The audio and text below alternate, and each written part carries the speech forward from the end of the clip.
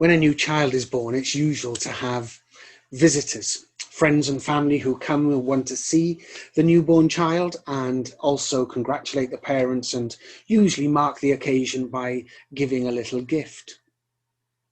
So when Mary and Joseph had visitors who arrived to see their baby, that in one sense doesn't seem out of the ordinary.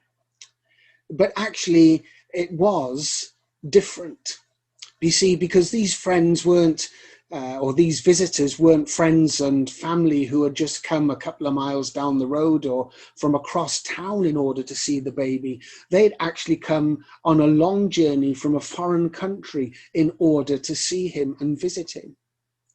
In fact, when they set out on their journey, they didn't have a postcode or an address. They didn't know exactly where he lived. So that when they arrived in Jerusalem, Israel's capital city, they actually went to see Herod the king in order to try and find out that information.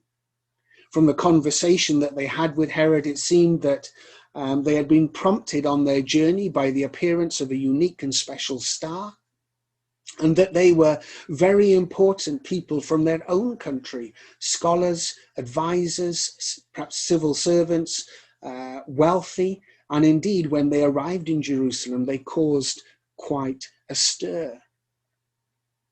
But you know, what's interesting about their visit is the reason that they gave why they had come to see Jesus. They said in their conversation with Herod, when we saw his star rise, we have come to worship him.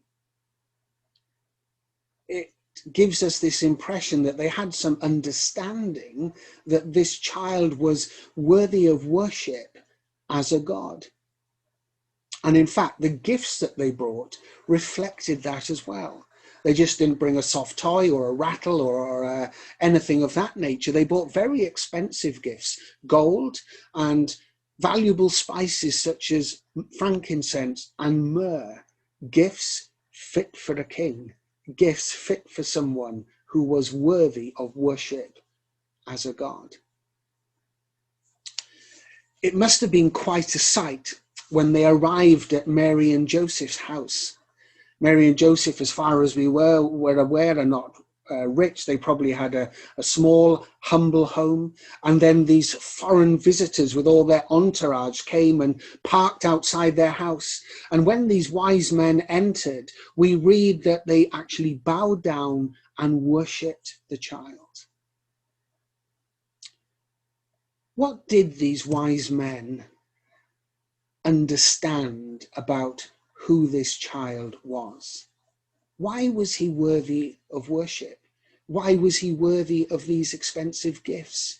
Why did they feel he was worthy of traveling for months in order to come and see him? And who was he really that he was worthy of worship as a god? Can I encourage you this Christmas to chase those questions? And you can do that by picking up a Bible, accessing one on the internet, and reading about the life of Christ in one of the gospel accounts.